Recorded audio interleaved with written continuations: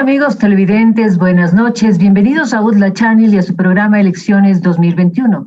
Soy Rebeca Villota y me acompaña Carlos Gijón.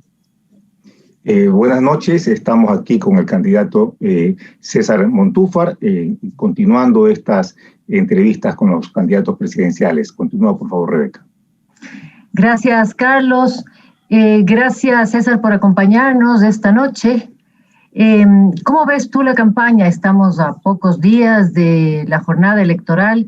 Vemos que la cosa tiende a complicarse un poquito. ¿Cómo ves tú? ¿Cuál es tu sensación en este momento? Bueno, muchísimas gracias, Rebeca, Carlos. Un saludo a todos quienes nos ven por UDLA Channel. Bueno, esta ha sido una campaña absolutamente atípica, una campaña muy diferente a las anteriores, marcada yo creo que por dos circunstancias totalmente inéditas. La una, un manejo por parte de la autoridad electoral del proceso eleccionario absolutamente equívoco, errático, ilegal, falto de transparencia, que me parece a mí ha sembrado muchísimas dudas sobre todo el proceso. Y segundo, la situación de pandemia, que evidentemente ha determinado que la campaña, las formas de hacer campaña, que debían guiarse por estrictos protocolos de bioseguridad, hagan que una de las actividades principales de toda campaña electoral, que es el territorio, haya sido modificada de manera sustantiva. Y además de eso, yo creo que también es una campaña que se desarrolla en un momento de crisis como nunca antes, posiblemente la crisis más aguda que el país ha vivido, al menos en los últimos años. Creo que ha marcado un proceso electoral y una campaña totalmente distinta, atípica, yo diría inédita. Creo que esa sería como mi descripción de lo que ha sido este proceso eleccionario. Podemos sumar a eso, César, la participación de 16 candidatos, una dispersión absoluta y una confusión inmensa en el electorado. La gente no tiene claro quién es quién. Recuerdo que hace varios meses tú planteabas renunciar a tu candidatura si todos lo hacían. No sucedió. ¿Qué pasó? Que Concertación, el movimiento que a ti te auspicia, no logró concertar. A ver, yo creo que tú mencionas algo, Rebeca, que es muy importante. Y no solamente es el número de candidatos, sino la calidad de los candidatos. ¿Quiénes son los candidatos? ¿Y qué organizaciones políticas los auspician? Tenemos organizaciones políticas que son resultado directo de procesos de corrupción. Organizaciones políticas que han sido financiadas directamente por Odebrecht, por grupos delincuenciales. Organizaciones políticas que patrocinan candidatos que se crearon con fondos de la Seguridad Social. Candidatos que están incursos en procesos de investigación penal por muchos delitos. Candidatos que hacen campaña con grillete. Es decir, no solamente una proliferación enorme de candidatos, sino también la calidad de los candidatos. El número de candidatos tiene mucho que ver con la asignación del financiamiento electoral para publicidad. Yo lo digo sin ambaje porque además yo renuncié a utilizar el fondo de promoción electoral. En mi campaña no hay un solo dólar pagado por los ecuatorianos. César, ¿tú crees que hay un candidato o un movimiento o un partido que simplemente participa, o sea, se jala estos meses de campaña por recibir ese fondo electoral? No creo que hay uno. Yo creo que es en verdad una práctica generalizada. A través de este mecanismo que podemos discutir si es conveniente o no, si parte de una idea positiva, que es el de dar igualdad en la competencia electoral a los distintos candidatos. Este financiamiento, el Fondo de Financiamiento Electoral para las campañas publicitarias de los candidatos, ha generado en el país todo un esquema de corrupción, a través del cual se generan diversos tipos de arreglos económicos por fuera de la ley que constituyen otra forma de corrupción. Y me parece que detrás en eso está en gran medida la explicación, no creo que totalmente, pero en gran medida la cantidad y la calidad de los candidatos que tercian en estas elecciones. Me parece que es algo que hay que revisar y que ojalá en una próxima reforma al Código de la Democracia se pueda cambiar este mecanismo que me parece que más que resultados positivos, más bien ha consolidado otras formas delincuenciales vinculadas a la práctica electoral y política.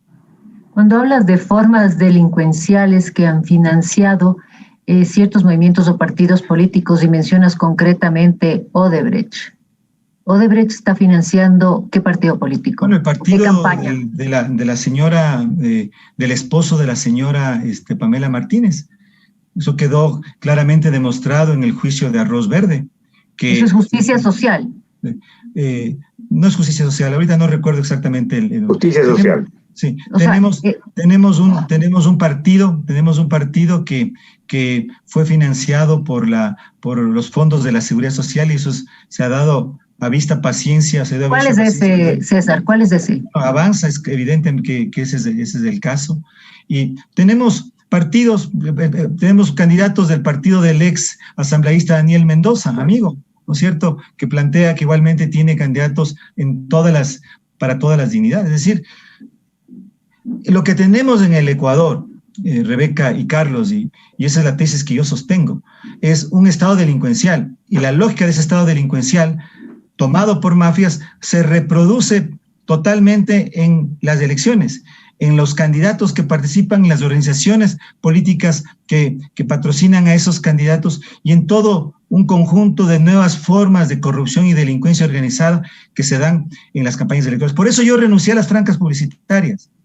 Por eso decidí que en mi campaña no iba a hacer uso en la candidatura presidencial a los fondos de publicidad pagados por el Estado. Y por eso no hay un solo dólar del Estado ecuatoriano que financie mi campaña electoral. Porque me parece que además, en un contexto de pandemia, ¿cómo te financias, por decencia, César?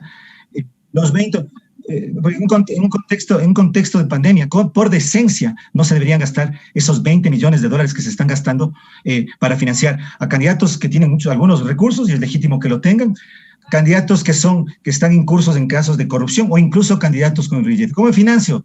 Me financio con los recursos de simpatizantes, con recursos de amigos que me han aportado y que por supuesto estarán todos reportados en el informe que vamos a realizar en el Consejo Nacional Electoral, que es una de las obligaciones que todos los candidatos por transparencia debemos cumplir. César, ¿cómo te sientes tú de participar en esta campaña rodeado de grupos delincuenciales, de candidatos con grillete? Como que te veo cansado, como que te veo decepcionado. Bueno, yo creo que me siento como todos los ciudadanos nos sentimos, con la obligación de participar, presentando nuestro plan de trabajo, socializando, como se dice ahora, nuestro plan de trabajo.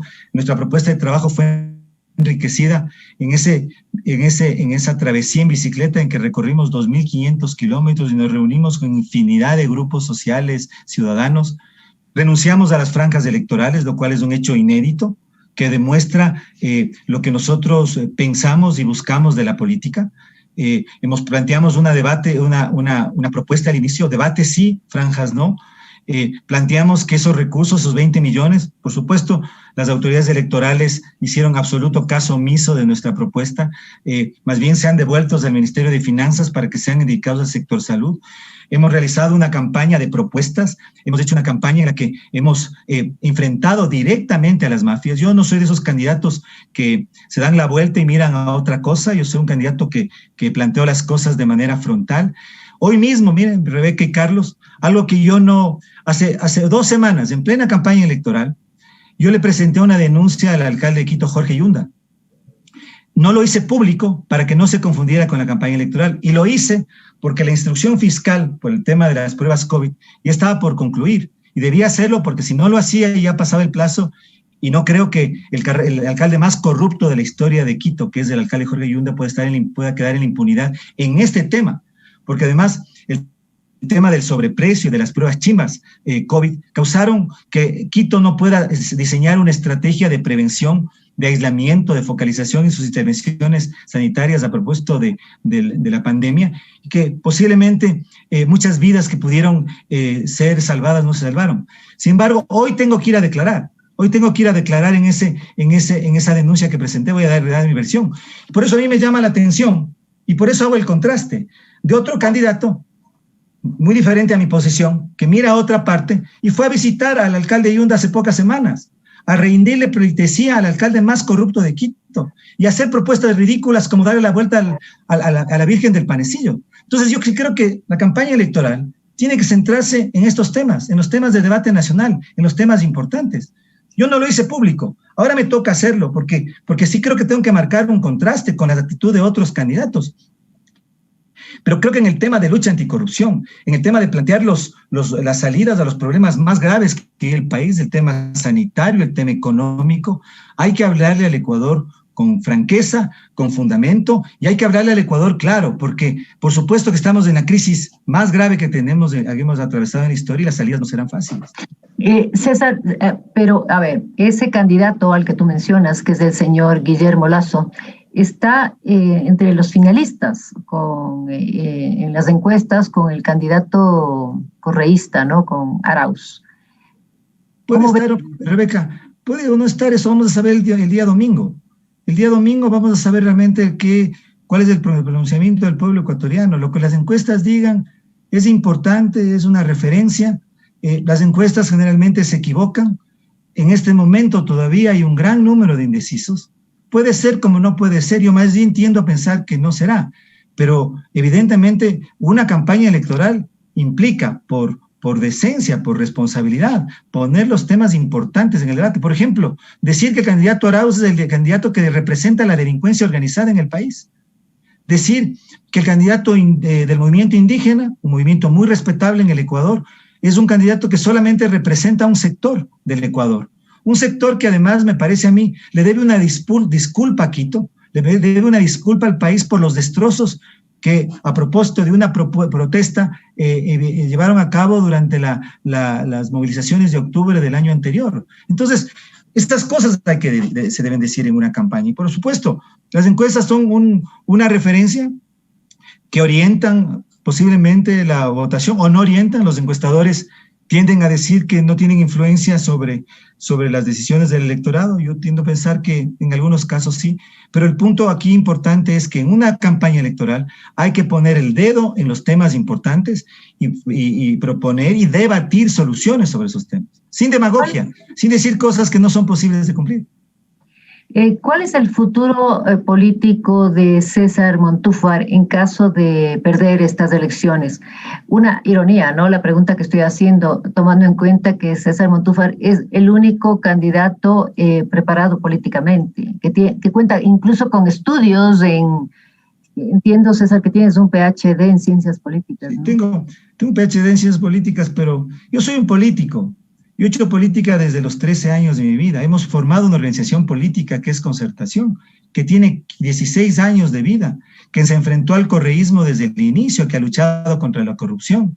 Yo soy un luchador, yo soy un guerrero, yo soy alguien que levanto banderas. Puede ser que en algunos casos de ahí he estado equivocado, pero mira, jamás, Rebeca y Carlos, jamás una afirmación, una denuncia y un emplazamiento que he hecho en temas de corrupción jamás ha sido desmentido. Tanto así que yo no soy una persona que hablo de los temas de corrupción por hablar. Siempre, con mi firma, he ido a Fiscalía a presentar pedidos de investigación o a realizar denuncias. Cuando fui acusador de Jorge Glass, que es la primera vez en la historia penal ecuatoriana, yo fui con mi firma y presenté esa acusación. Entonces, creo que eso avala en el sentido de que yo voy a seguir luchando y voy a ganar estas elecciones. La segunda vuelta aquí en esta elección está totalmente abierta. Vamos a estar en segunda vuelta. Mira lo que pasó durante la última campaña de alcaldía de Quito. Igualmente, decían que yo no tenía ningún chance, que ni siquiera aparecía en las encuestas. Y estuve a 45,000 votos de ganar. ¿Qué era lo que se buscaba? Decir, miren, no voten por Montúfar, porque perdonen que diga así, porque a mí no me gusta hablar en esos términos, pero eso es lo que la gente me decía. Montúfar es el mejor candidato, pero como no va a ganar, no votemos por él. Votemos nomás por Paco Moncayo, para que no gane Yunda o que no gane Luisa Maldonado. ¿Qué pasó? La gente, como estaba desorientada, cayó en esta campaña del voto útil alguna, ¿no? Porque muchos no, terminaron votando por Moncayo cuando Moncayo estaba cayendo estrepitosamente en la intención de voto. Creo que las campañas de miedo, las campañas de voto útil siempre llegan a resultados negativos. Hoy el caso de Quito es el más patético. Se eligió a Yunda, el alcalde más corrupto, yo diría uno de los más ineficaces e ineptos de la historia de la ciudad. Vamos, gracias César, vamos a hacer una corta pausa y volvemos inmediatamente.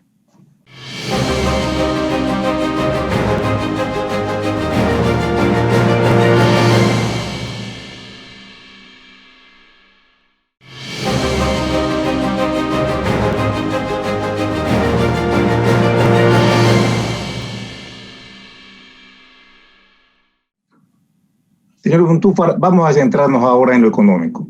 El Estado atraviesa una crisis muy grave. Antes de la pandemia, el gobierno del presidente Moreno, por 2 años consecutivos, tenía un déficit superior a los $5.000 millones en el presupuesto. Con la pandemia, pues esto se agravó terriblemente.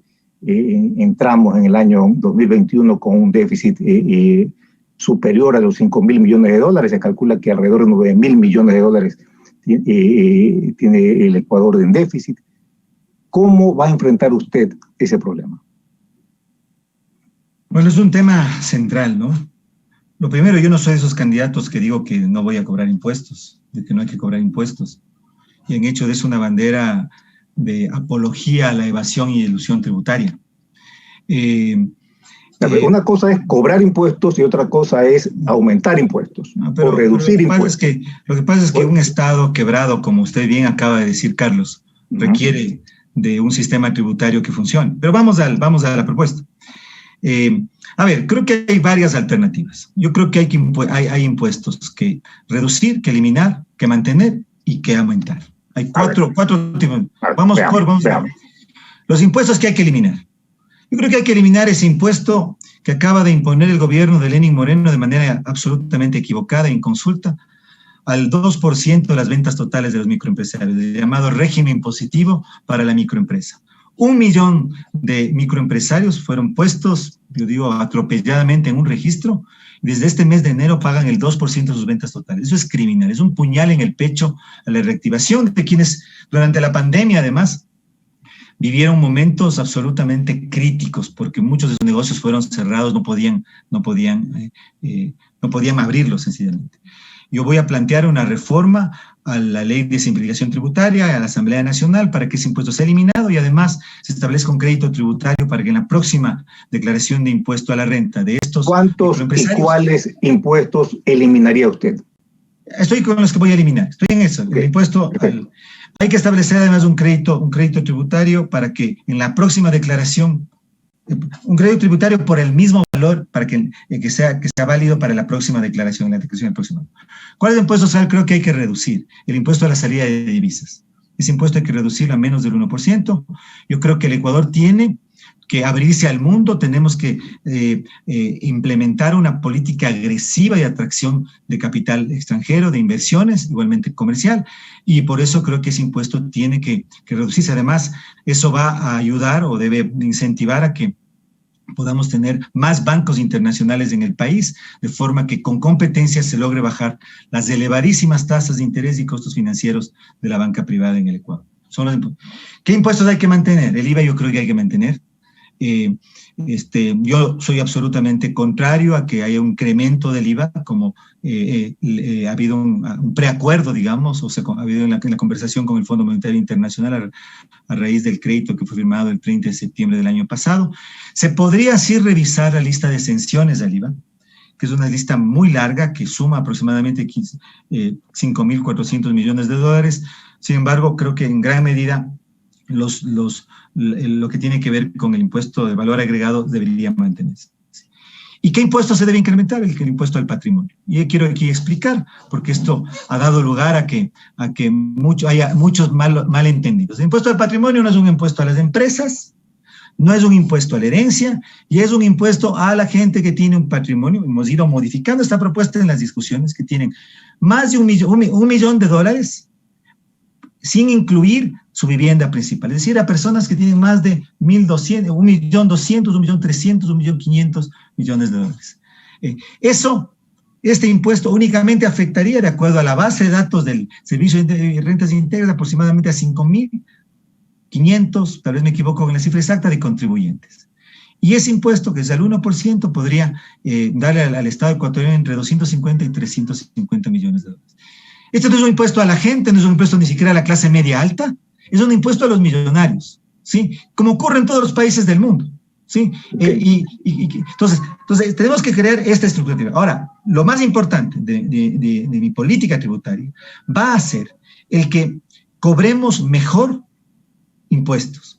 Señor Montúfar, estamos hablando de un impuesto, o sea, de toda su propuesta tributaria, usted va a incrementar una recaudación de 350 millones de dólares para un déficit de 5.000 millones de dólares. Pero no termino, Carlos. Lo más importante de mi propuesta pasa porque hagamos una reforma que combata la evasión y elusión fiscal. Ese es un tema principal. A partir de un proceso en el que tenemos que avanzar a un 100%, un lapso de 2-3 años, hacia un sistema de facturación electrónica.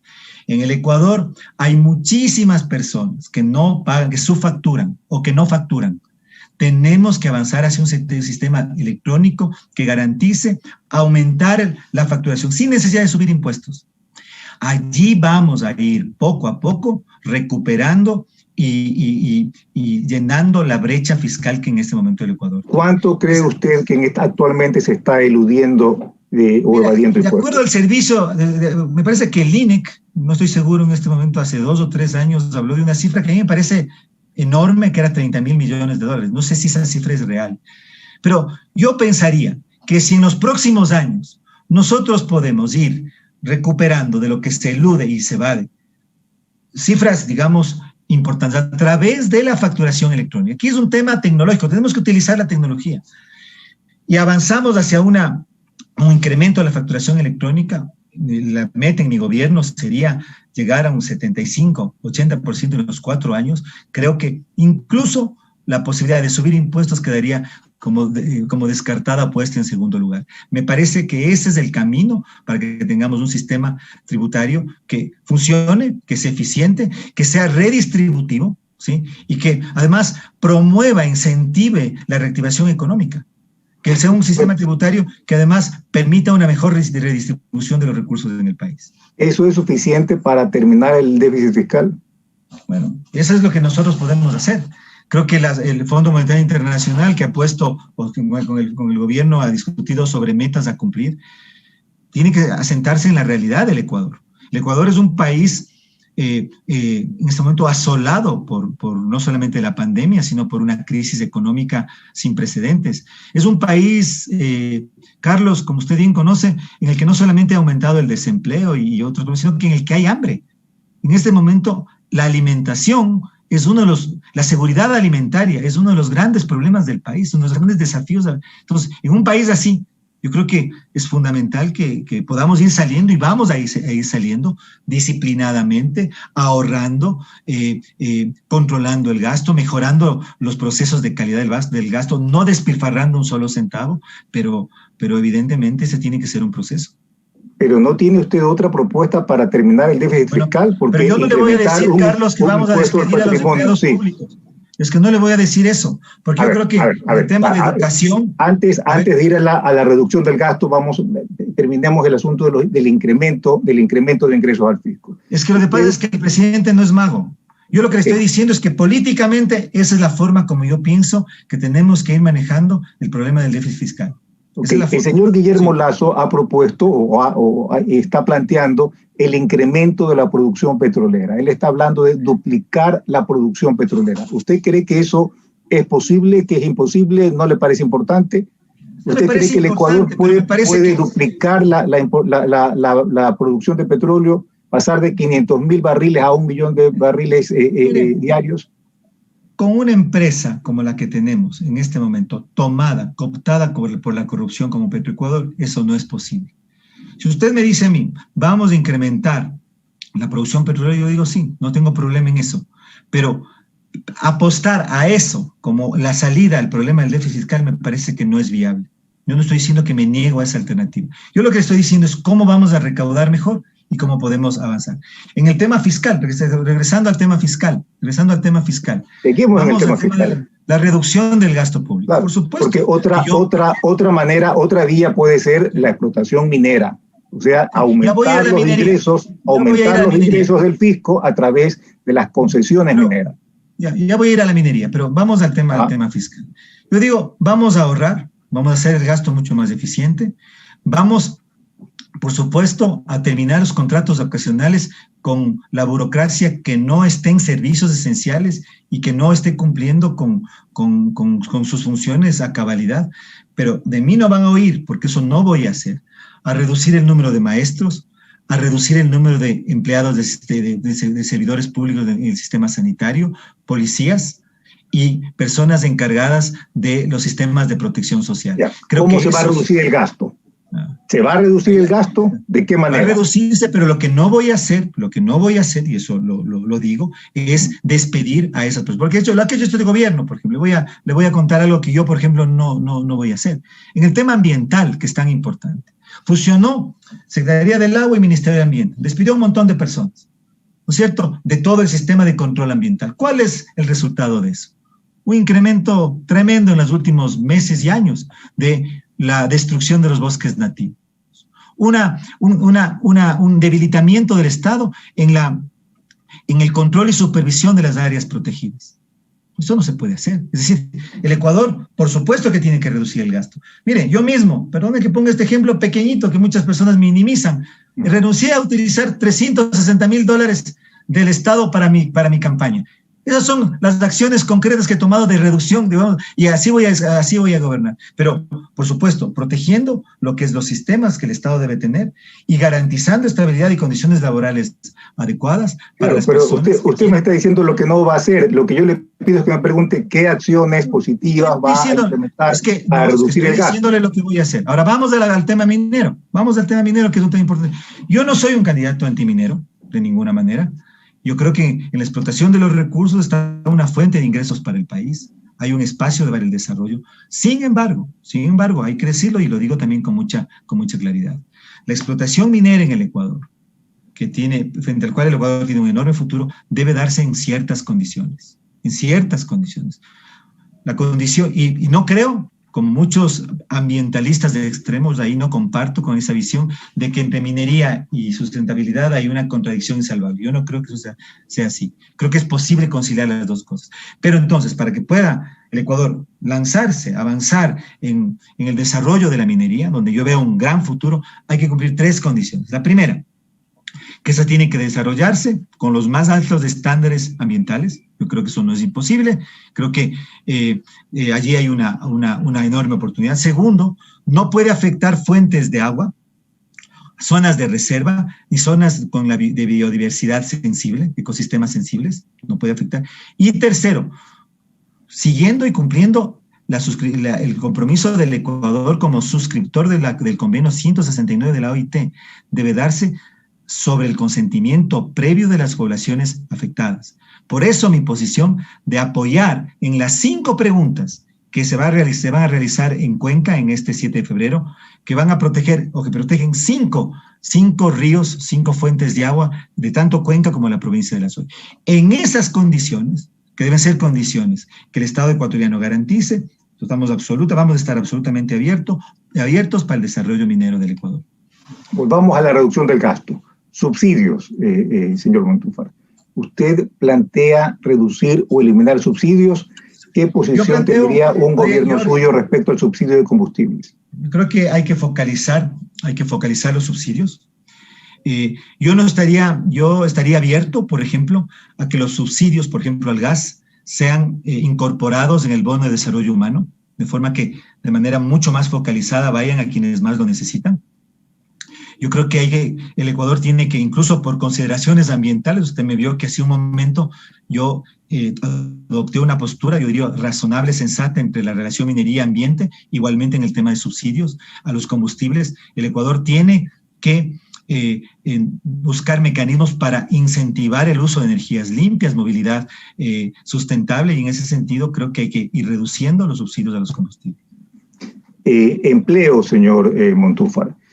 Gracias, política es la más importante? ¿Qué política usted plantearía para incrementar el empleo? Miren, para mí el tema de empleo es la base de la reactivación económica. Podemos tener las cuentas fiscales arregladas, reestructurar la deuda, pero si no damos un salto en el tema de empleo, yo creo que aquí, me parece a mí, estamos todavía, sin hacer mayor cosa.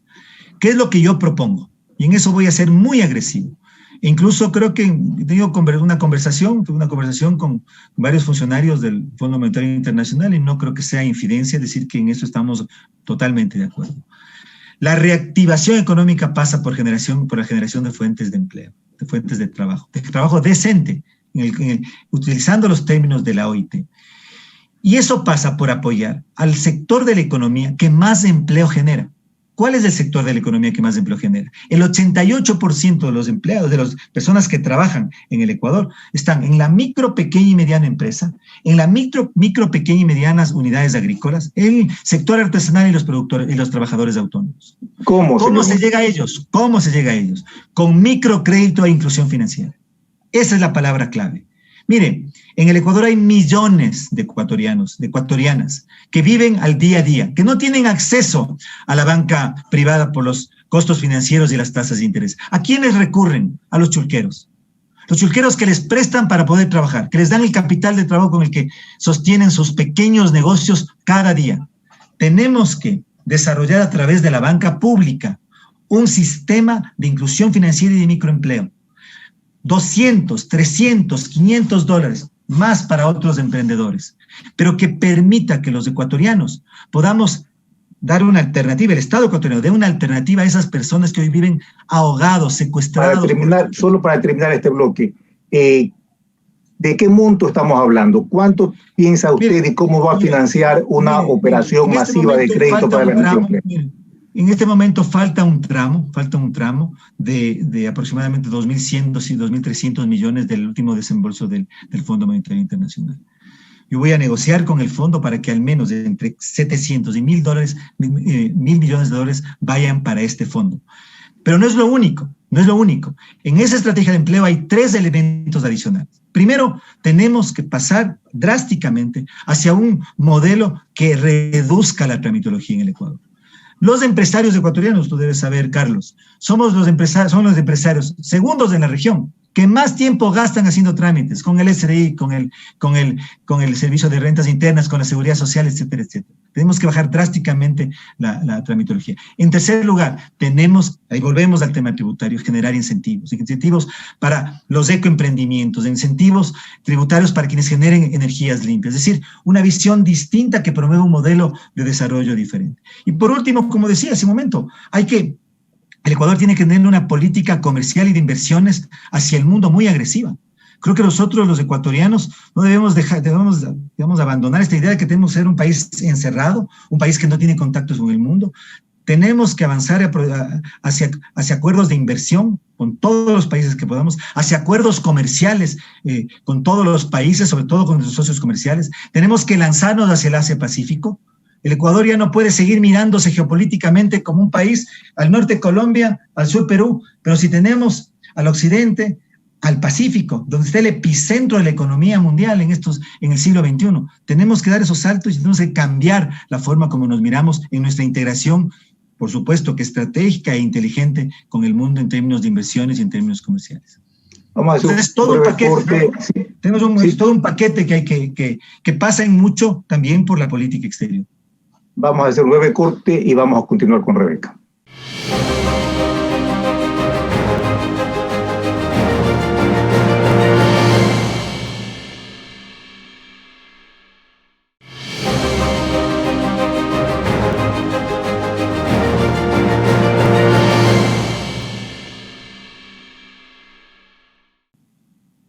Seguimos ahora con los criterios del candidato por concertación, César Montúfar, sobre el área social. César, mencionabas hace unos momentos la crisis sanitaria que vive el país como uno de los problemas más graves que estamos sufriendo en este momento.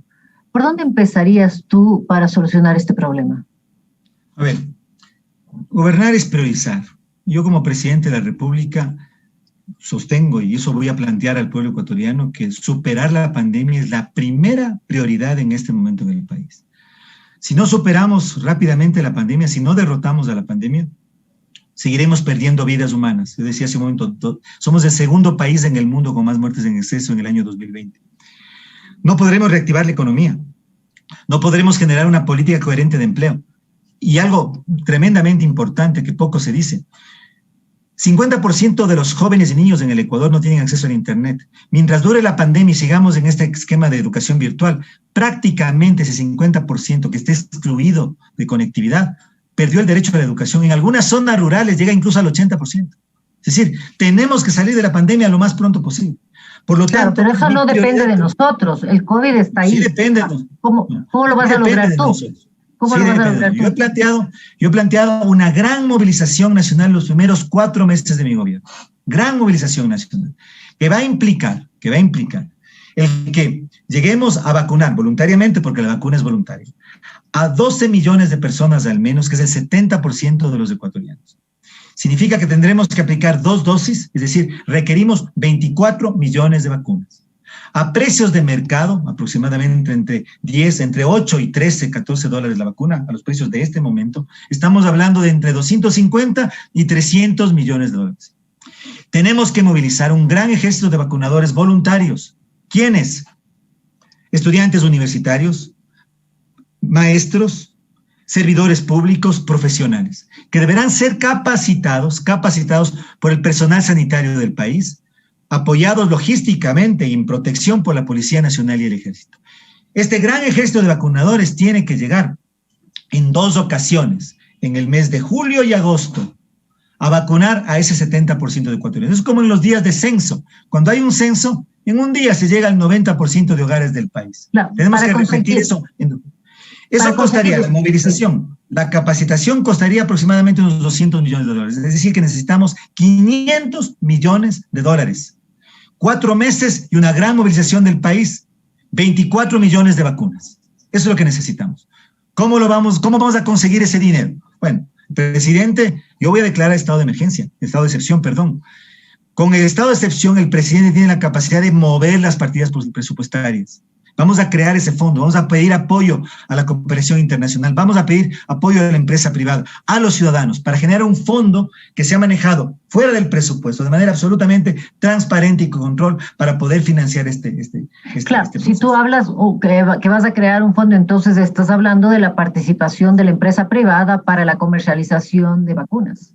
Bueno, yo no me diría eso. Si es posible y es necesario, aquí lo importante es cumplir con el objetivo. Entonces, ¿cómo comprar 24 millones de vacunas? Si la empresa privada puede hacerlo, por supuesto que vamos a hacerlo. No hay ningún problema en eso. Yo no soy para nada. Más bien, si uno de los temas principales de mi propuesta económica es abandonar ese modelo estatista de manejo de la economía para un modelo basado en el sector privado.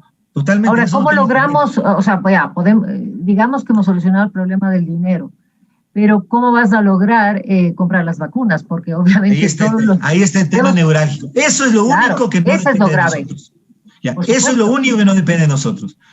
Y ahí es donde tenemos que actuar diplomáticamente, tenemos que juntarnos a otros países, tenemos que establecer una estrategia regional para conseguir esas vacunas. Por supuesto que sí. Ese es el único punto que no depende de nosotros. Pero todo lo demás, los ecuatorianos lo podemos lograr. Todo depende del liderazgo, todo depende de la visión de priorización que tenemos que imprimir en este tema. Si no superamos el tema del COVID, si no derrotamos a la pandemia, el Ecuador primero vamos a seguir perdiendo vidas humanas y no vamos a poder como país recuperar la economía, restablecer el sistema de educación, que para mí es un imperativo. No podemos seguir un año más. Ya vamos a cumplir un año en el que 50% de los niños ecuatorianos no han estudiado. Eso no ha pasado jamás en la historia reciente del Ecuador. Fíjense un dato que es tenebroso. En el último año lectivo, en el régimen Sierra y Amazonía, de septiembre, no se matricularon 110,000 niños de un universo de 1.900.000. Tuvimos un retroceso en la matrícula, en la educación básica y en el bachillerato de casi 30 años. Eso es imposible de admitir. Por eso es que como país debemos derrotar a la pandemia, restablecer el aparato productivo. Hay sectores que están absolutamente paralizados. Y por eso es la prioridad. Y por eso es que tenemos que movilizarnos como país, aportar todos, conseguir el dinero y comprar las vacunas. Comprar las vacunas resulta difícil, pero tenemos que lograrlo. Para eso está el presidente, para eso está el nuevo gobierno, para que no nos vengan como el actual gobierno, con 8,000 vacunas, con 80,000 vacunas, y comiencen a vacunarse primero las autoridades del Ministerio de Salud. Eso es impresentable. Eso no puede pasar en un país decente, en un país en el que se respeta a la población. César, tú planteas como un segundo problema grave el tema en el país, en el área social, el tema de la seguridad social. también has planteado que en los primeros 3 meses de tu gobierno, en caso de ganar, tú llamarías a una consulta popular.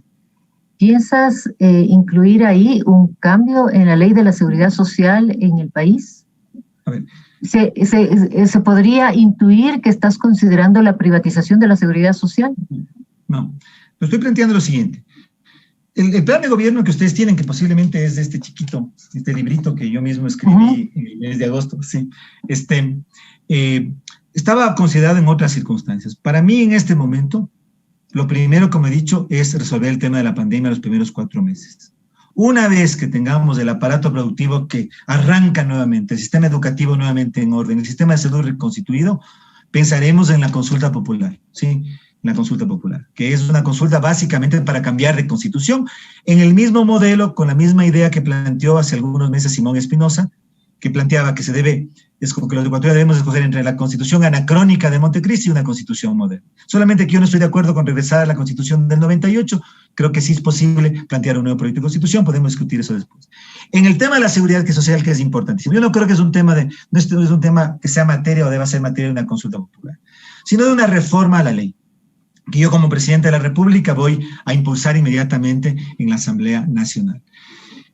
La reforma a la seguridad social tiene que ir en fases, porque la seguridad social en el Ecuador está quebrada, fue atracada durante la época del correísmo. Los fondos de seguridad social, no solamente el Instituto Ecuatoriano, el ISPOL, el fondo de la policía, ahí desaparecieron 800 millones de dólares. Y también hay problemas en el Fondo de Seguridad Social, en el Instituto de Seguridad Social de las Fuerzas Armadas. Pero lo primero que hay que hacer, el tema que voy a resolver o que vamos a tratar de resolver de inicio es el cambio a la conformación y al gobierno de la seguridad social. En este momento, la seguridad social está manejada por el Ministerio de Finanzas o por el Ejecutivo. Tenemos que devolverle a los jubilados y a los afiliados el control de la seguridad social. Eliminar la participación del Ejecutivo en el Consejo Directivo del IES. Vamos a hacer esto. Una reforma para cambiar el directorio. De los 5 miembros, 3 deberán ser de los jubilados y de los afiliados. De allí surgirá el presidente o presidenta de la institución, un representante de los empleadores privados y un representante del empleador público, que no deberá ser designado por el presidente de la República, sino por la función legislativa. De esa manera, la seguridad social va a dejar de ser el instrumento caja chica o fuente de corrupción para compra de bonos de deuda externa, como ocurrió con el tema del ISPOL. Y de esa manera podamos sostener, en segundo lugar, hacia donde va a ir la reforma, a que el manejo de los recursos obedezca a los estándares internacionales que se manejan en los países donde hay un sistema de seguridad más o menos sano. Si en realidad aquí no hay que inventar nada, lo que hay es que hay que desmontar estas mafias que tienen controlados cada uno de los sectores de la institucionalidad en el país. Y un manejo en el concepto de gobierno corporativo, siguiendo las mejores prácticas internacionales, un manejo transparente de los fondos de la seguridad social. Esa es la primera reforma. Una vez que tengamos eso solucionado. ¿Consideras dada la crisis de la seguridad social, un incremento en los aportes del empleado y de los empleadores? No creo que en este momento estemos en condiciones de hacerlo. No creo que la economía, el sector empleador y el Estado estén en condiciones de hacerlo. No podemos ir hacia eso. Yo digo, primero resolvamos este problema. Una vez que hemos resuelto ese problema, hay 2 problemas adicionales. Primero, el segundo, ¿cómo pagamos la deuda? El Estado ecuatoriano en este momento deuda al IES aproximadamente 7.800 millones de dólares. ¿Cómo lo hacemos? Ahí hay varias ideas. Una de esas ideas pasa por crear un fideicomiso a partir de las regalías o del dinero de las rentas que produzcan alguna importante concesión minera en el país, que cumpla los requisitos ambientales que dije hace un momento. Podría ser una alternativa. No estoy de acuerdo con lo que plantean algunas organizaciones de jubilados, a quienes respeto mucho, pero no concuerdo en todo en lo que plantean. Por ejemplo, de que el Banco del Pacífico se ha entregado a la seguridad social. Me parece que ese no es un camino adecuado. Y el tercer problema al que tú, Rebeca, me parece hacía referencia al tema de cuál es el modelo. Pero yo no creo que en este momento estamos para discutir aquello. Primero resolvamos estos problemas que son los más importantes, los problemas que podemos resolver, y después el país tendrá que discutir qué modelo. Porque evidentemente en las actuales, si uno mira en perspectiva, la estructura del mercado laboral, la estructura demográfica del Ecuador, el sistema de seguridad social en el país requerirá de una reforma mucho más profunda. Pero eso es para un segundo momento. Gracias, César. Vamos a hacer una nueva pausa y volvemos de inmediato. Gracias a ti.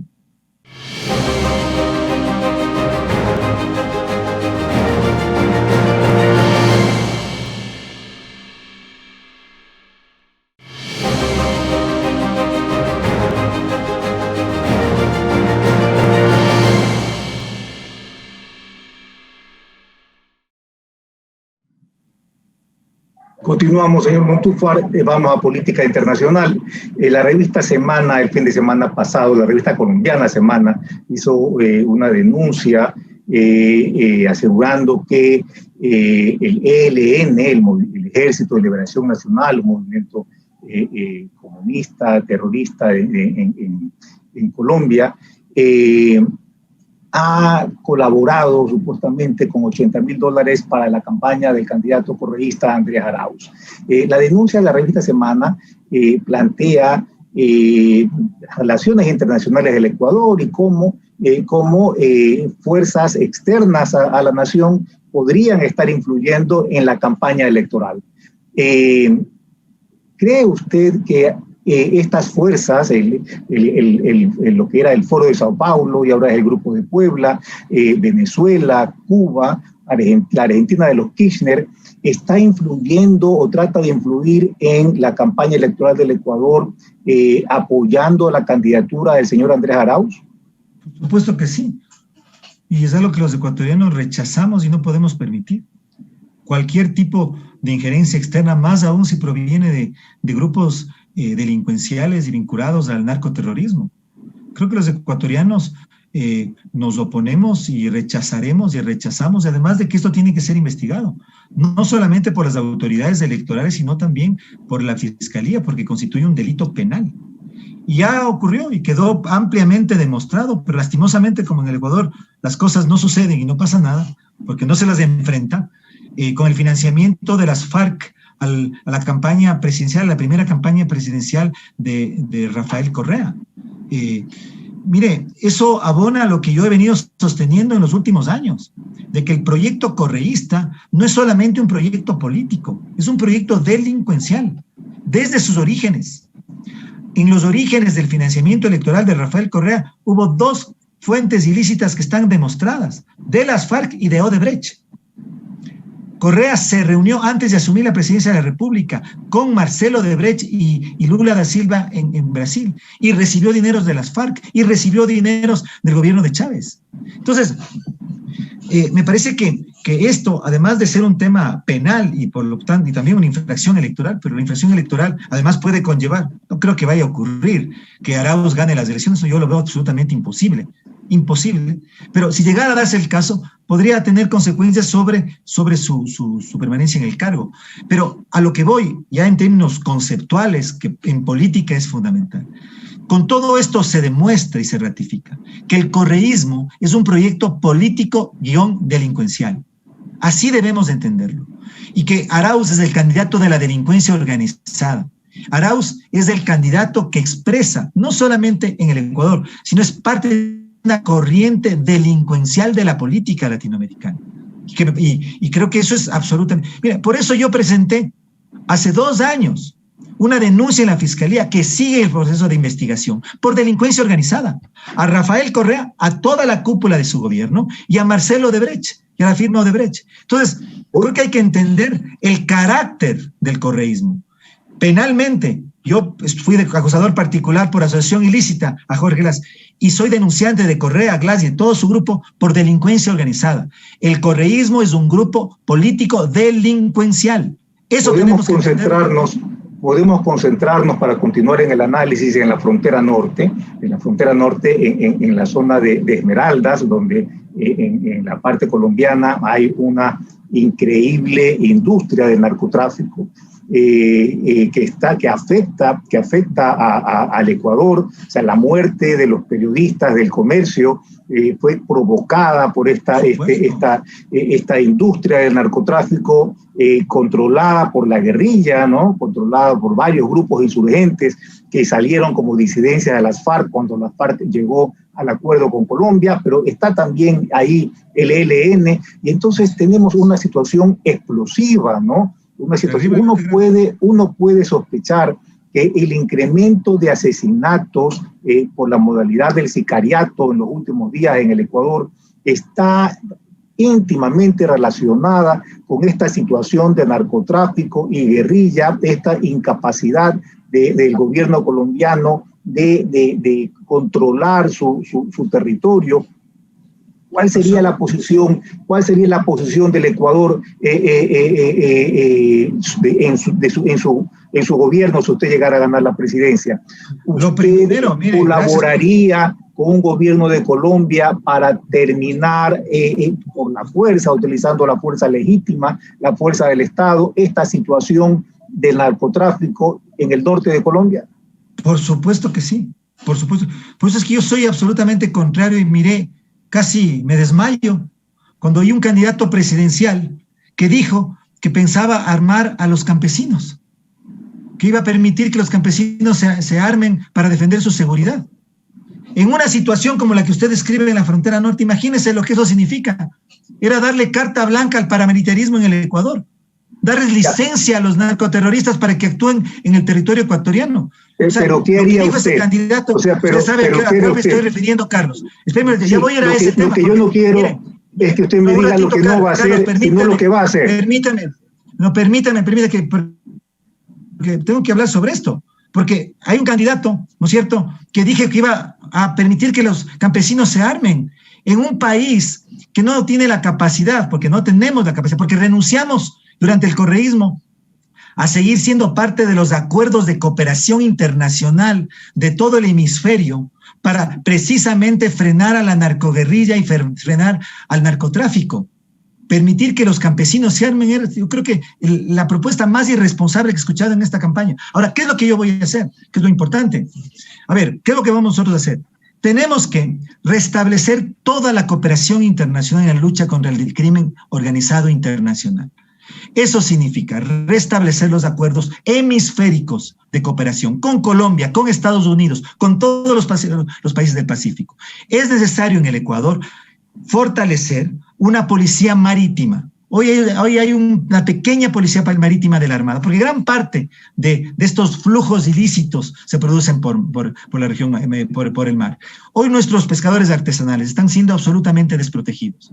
Tenemos que crear una verdadera policía marítima que cuide nuestro mar territorial, que dé protección a los pescadores ecuatorianos que están dejados a la indefensión cuando salen a pescar. Tenemos que establecer una política de fronteras.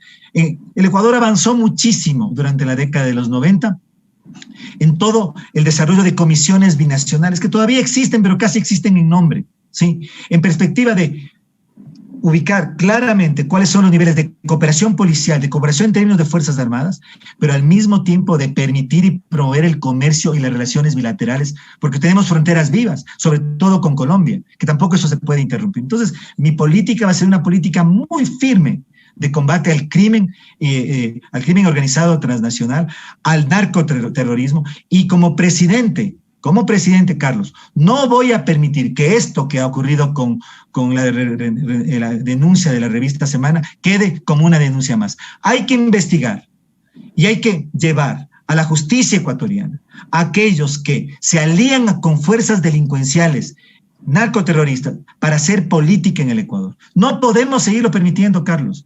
Tenemos que tener una política de Estado mucho más firme y mucho más dura.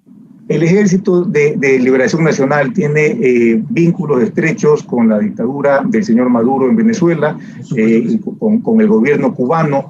¿Cuál va a ser la posición suya respecto a estos dos gobiernos, al de Cuba y al de Venezuela? Empecemos por Cuba. Ecuador tiene que cumplir y tiene que hacer honor a esa política que siempre ha desarrollado de respeto y defensa de los derechos humanos. Y creo que los dos somos nacidos el mismo día, Carlos, recuerdo esa anécdota, usted nació el 1 de octubre y yo el 2, del mismo año, y posiblemente fuimos inspirados por el pensamiento y la política exterior del presidente Jaime Roldós, la doctrina Roldós. Jaime Roldós, a principios de la democracia, lideró el continente en la defensa de la democracia y el respeto a los derechos humanos. Esa va a ser mi política internacional. A la doctrina Roldós vamos a reforzar con un ingrediente que hoy lastimosamente es un tema principal, que es la lucha anticorrupción. Vamos a dar un enfoque distinto, vamos a remozarle, vamos a repotenciar a la doctrina Roldós para que juntos los países latinoamericanos, los estados latinoamericanos que hemos sido víctimas de la corrupción, podamos actuar en conjunto frente a los estados que han sido patrocinadores de la corrupción en América Latina. Mire, el tema de Odebrecht no tiene únicamente que ver con... En concreto, señor Montúfar, ¿cuál sería su política ante el gobierno de Cuba? A ver, el correísmo... En los foros internacionales nosotros vamos a condenar la violación de los derechos humanos y de las libertades democráticas de todos los países que tengamos que condenar, incluido, por supuesto, Cuba. Ya, el correísmo y los países del socialismo del siglo XXI adoptaron la política de importar médicos cubanos. ¿Usted mantendría una política similar? Por supuesto que no, pues Carlos, por supuesto que no. Ok, respecto a Venezuela. Mire, dentro de mi propuesta, además, dentro de mi plan de gobierno, hay una propuesta que trabajé con médicos especialistas en temas de salud pública. Y uno de los temas que planteé es hacer un inventario de cuáles son los recursos que en el Ecuador tenemos en términos de capacitación de médicos, que en realidad es enorme. El haber importado, haber traído a médicos de otros países cubanos al país, no solamente que fue un desperdicio de recursos, una forma de subvención del Estado ecuatoriano al Estado quebrado cubano, sino además un irrespeto a los médicos y profesionales de la salud del Ecuador, que eso nosotros de ninguna manera podemos aceptar y no lo vamos a hacer. ¿Reconoce usted al señor Maduro como presidente legítimo de Venezuela? Yo creo que Maduro es un presidente ilegítimo. Lo que el régimen chavista constituye en América Latina es un gobierno autoritario e ilegítimo. Y creo que el Ecuador debe ser parte de los esfuerzos continentales porque Venezuela retorne a la democracia. ¿Y en qué deben consistir esos esfuerzos continentales? Mire, hay varios países de la región. Que tienen una posición en esa dirección, y el Ecuador tiene que sumarse a los esfuerzos internacionales en la región para que para que Venezuela retorne a la democracia. Hubo un pequeño problema en la transmisión y no le escuché su respuesta. El Ecuador tiene que ser parte de todos los esfuerzos continentales para que Venezuela retorne a la democracia. Y esa política es una política innegociable. Como yo le digo, el Ecuador tiene que honrar y ejecutar y recuperar la tradición diplomática ecuatoriana en materia de democracia y derechos humanos, que fue, digamos, inspirada por el presidente Roldós en la doctrina Roldós. Quiero terminar con una sola pregunta.